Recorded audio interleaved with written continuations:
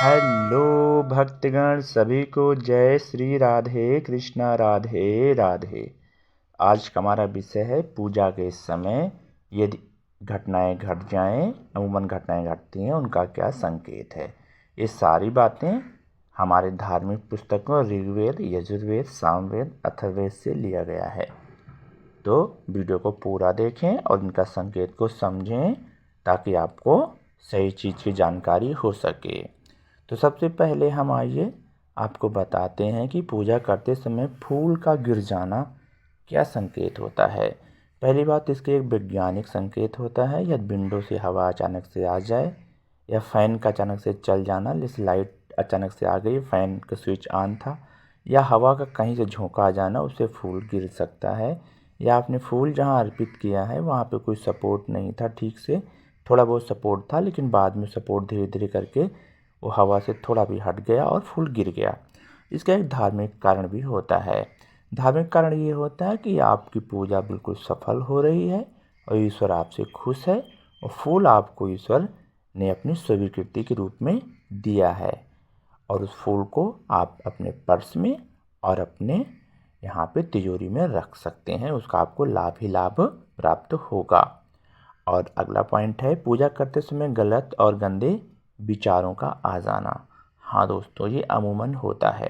जब भी कोई व्यक्ति पूजा करना शुरू करता है तो कुछ दिन या 1-2 महीने तक कोई ऐसे विचार नहीं आते हैं, लेकिन जैसे जैसे आपकी आसक्ति ईश्वर में बढ़ती जाती है, आपकी पूजा बढ़ती जाती है, आप पूजा में मन लगाना शुरू करते रहते हैं, तल्लीन होना शुरू करते हैं 1-2 महीने में, तो आपको ये गंदे गंदे विचार, सेक्सी विचार, गलत विचार मन में आते रहते हैं।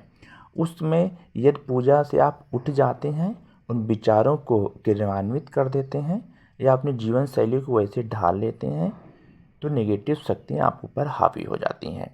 अब एक उदाहरण से समझें। अगर एक बोतल में गंदा पानी भरा हुआ है, आप उसमें सही साफ पानी भरना है तो सबसे पहले उस बोतल से गंदे पानी को बाहर निकालना पड़ेगा, तभी उसके अंदर साफ पानी आएगा। उसी प्रकार से हमारा मन में इतनी गंदगी भर रखी है, समाज के द्वारा इतनी गंदगी मन में इतने सालों से भर रखी है कि जब हम पूजा करने जाते हैं तो जो पॉजिटिव एनर्जी होती है, जो स्पिरिचुअल एनर्जी होती है, ईश्वरीय तत्व होता है, वो तत्व हमारे अंतर मन में आने लगता है। तो जो पहले से भरी गंदगी हो बाहर निकलना शुरू कर देती है, इसलिए वो हमें दिखाई देती है, वो विचार उत्पन्न होने लगते हैं। लेकिन उन विचारों को आप क्रिया में ना लाएं, पूजा को जारी रखें, जारी रखें, जारी रखें, लगातार जारी रखें। जिस प्रकार से आप डेली करते हैं उसी टाइम आप पूजा डेली करें, उतना करें, बल्कि उससे 2-4 मिनट ज़्यादा ही करें। आप देखेंगे 2-3 महीने, 4 महीने, 6 महीने के बाद गलत विचार आना बिल्कुल ही बंद हो जाएगा और पूरी ज़िंदगी में आपको कभी भी गलत विचार नहीं आएगा और आपकी पूजा सार्थक हो जाएगी। अगला पॉइंट है कि पूजा करते समय कोई मेहमान या अनजान व्यक्ति का आ जाना। बिल्कुल अमूमन ऐसा होता है। ईश्वरीय तत्व उस व्यक्ति में आ जाता है, यानी कोई मेहमान व अनजान व्यक्ति के अंदर उस समय ईश्वरीय ऊर्जा है। आप उसको कभी भी अपमान करके ना भेजें, उसका सम्मान करें, सम्मानजनक उसको बिठाएं और उसको अपना जलपान दें। उस तक प्रसाद से अच्छे से बात करें और उसको आप अपने जाने को कहें या जो भी आपका काम है उस हिसाब से आप डील करें। और अगला पॉइंट है धूप बत्ती का लौ और धुआं का ऊपर उठ जाना। बिल्कुल ये बहुत ही पॉजिटिव संकेत है, बहुत ही पॉजिटिव है। धूप बत्ती की लो ऊपर की तरफ, बिल्कुल आसमान की तरफ लो जा रही है, धुआं आसमान की तरफ जा रही है, तो इसका तात्पर्य है ईश्वर बिल्कुल प्रसन्न है, साक्षात आपको ईश्वरीय दर्शन हो रहे हैं। बस आप बंद आंखों से अंतर्मन से ध्यान करेंगे तो आपको ईश्वर की प्राप्ति हो रही होगी और वो तत्व आपके अंदर आ रहा होगा। ये पॉजिटिव चीज़ है, बहुत ही अच्छा संकेत है।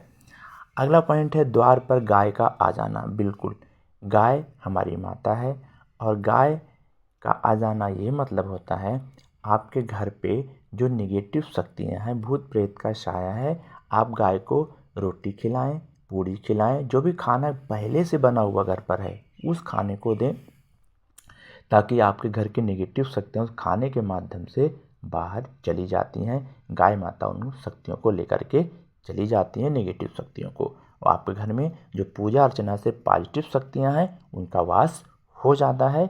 बहुत ही शुभ संकेत है। ऐसा करने से या ऐसे संकेत का मतलब है नेगेटिव शक्तियाँ गाय के माध्यम से आप बाहर कर सकते हैं। तो गाय को रोटी इत्यादि ज़रूर दें, लेकिन वो दें जो पहले से खाना बन के तैयार घर में है।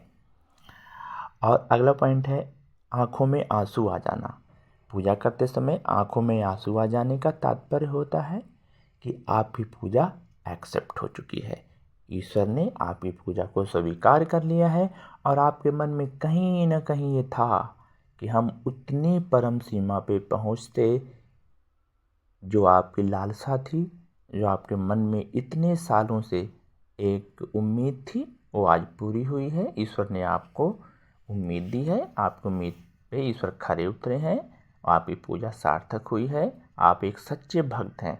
सच्चे भक्त की निशानी भी है आँखों में आंसू आ जाना। ये कोई बुरी बात नहीं है, बहुत ही अच्छा संकेत है, आप सच्चे भक्त हैं ईश्वर के। अगला जो पॉइंट है पूजा करते समय उबासी या नींद का आ जाना। बिल्कुल, इसका संकेत का मतलब ये है कि घर में जो नेगेटिव शक्तियाँ हैं, भूत प्रेत का जो भी साया है, वो ये नहीं चाहता कि आप पूजा करें, क्योंकि उसको वहाँ डिस्टर्ब होता है। जब ईश्वरीय आराधना होती है तो उनमें आग लग जाती है, उनको वहाँ से भागना पड़ता है। और वो इतने सालों से आपके घर में जमे हुए हैं, आपके शरीर में जमे हुए हैं, वो नहीं चाहते ये व्यक्ति पूजा करे, मैं यहाँ से जाऊँ। और नेगेटिव शक्ति हमेशा नुकसान करती है। आजकल आप लोग देख रहे हैं समाज में अत्याचार और रेप और सुसाइड केस बढ़ गए हैं, लोगों के ऊपर लोन ऋण बढ़ गया है। क्यों? नेगेटिव शक्तियाँ ये सब करवा रही हैं। तो यदि उबासी नींद आती है तो आप पूजा को जारी रखें। भगवान आपसे नाराज़ नहीं है। जिस प्रकार से भगवान जब गलत और गंदे विचार पूजा करते समय आते हैं तो उसका मतलब होता है आपके अंदर पॉजिटिविटी जा रही है, नेगेटिविटी बाहर निकल रही है, भगवान ऐसा कर रहा है। इसी प्रकार से उबासी और नींद आने का मतलब ये होता है भगवान ये चाहता है कि नेगेटिव शक्ति यहाँ से जाए, जल जाए और वह पॉजिटिव शक्ति आपके अंदर स्थिर हो जाए। तो आप पूजा को करते रहें, मन विचलित ना करें, कंटिन्यू करें और मन को स्वच्छ और साफ रखें। अगला पॉइंट है पूजा करते समय दीपक का बुझ जाना।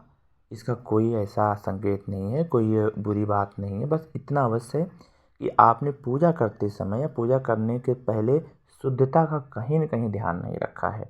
व्यक्ति दो प्रकार से शुद्ध होता है, एक शरीर से, एक मन से।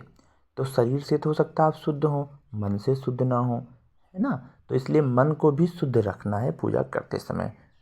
और अगला जो पॉइंट है पूजा करते समय जो आपने नारियल यूज़ किया है उसका खराब निकल जाना।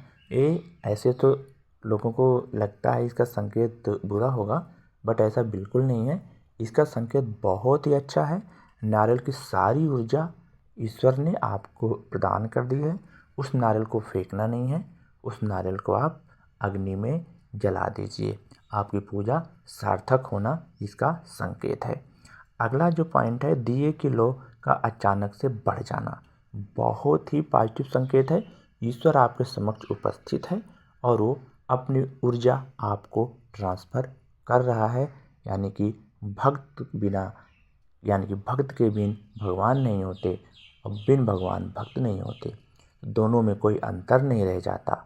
यानी कि आपकी आत्मा परमात्मा से लीन हो रही है, इसका ये तात्पर्य होता है दिए की लौ का अचानक बढ़ जाना। हाँ दोस्तों, अगला पॉइंट है दिए में फूल का गिर जाना। दिए में फूल का गिर जाने का तात्पर्य है जो वनस्पति है, जो फूल है, वो भी तो चाहता है, उसके अंदर भी तो आत्मा है, उसके अंदर भी तो ईश्वरीय तत्व है, तभी तो पेड़ है, जो जीवन है उनके अंदर। जब आप फूल तोड़ के लाते हैं तो फूल भी ये चाहता है कि हम क्यों ना ईश्वरीय तत्व में विलीन हो जाएं।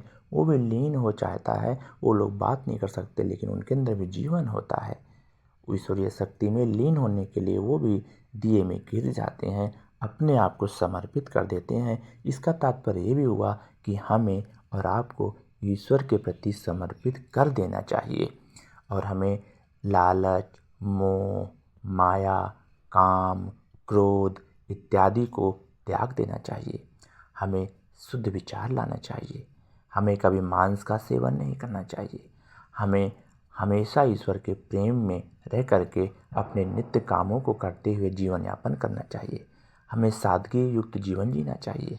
हाँ, आप लीगल काम करके, मेहनत करके पैसे अर्जित कर सकते हैं, लेकिन गलत कार्यों को नहीं करना चाहिए।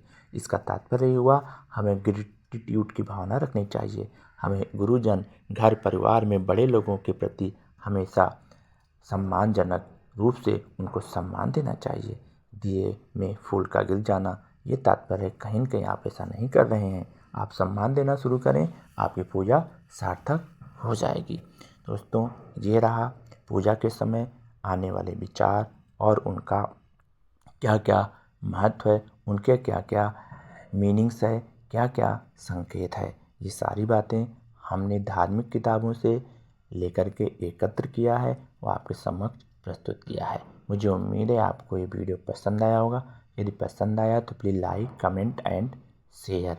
बहुत बहुत धन्यवाद सभी को। जय श्री राधे कृष्णा। जय जय श्री राधे कृष्णा।